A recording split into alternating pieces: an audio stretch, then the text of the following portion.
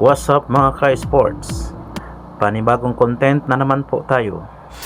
At bago tayo magpatuloy, huwag kalimutang mag-likes, comments, and subscribes para sa ating channel. Dito lang sa Tiro Sports TV. Usapang NBA Finals po tayo.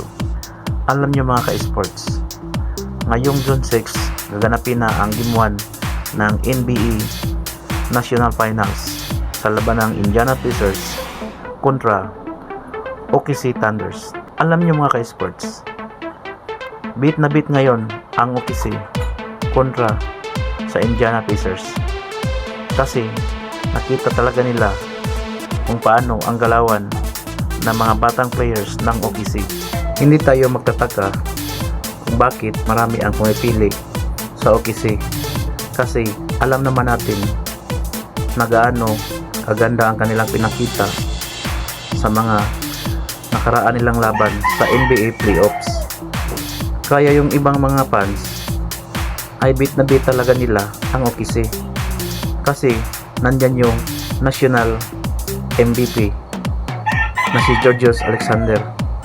Tapos may mga backup din siya na mga galing katulad na Williams, Holmgren, tsaka marami pang iba.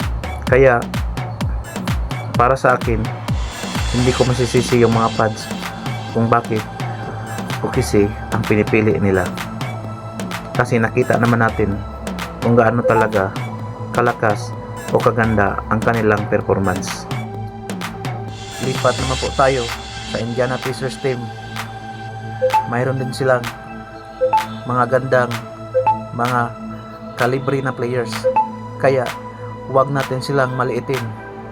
Andyan si Haliburton, Nesmith, at may magaling na center na si Miles Turner, at kasama ang nag-iisang finals experience player na si Pascal Siakam.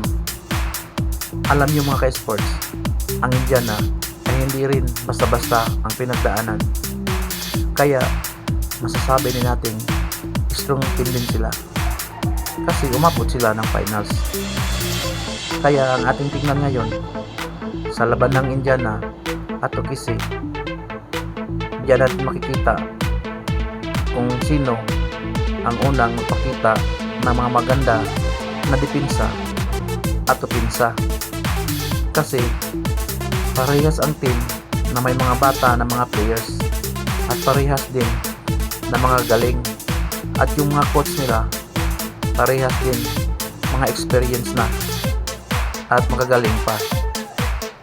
Kaya abangan na lang natin kung sino ang magwagi sa Game 1 sa laban ng Indiana at OKC Thunder na gaganapin sa home court ng OKC Thunder.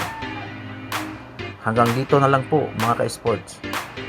Shout out Tiro family and Alvar family.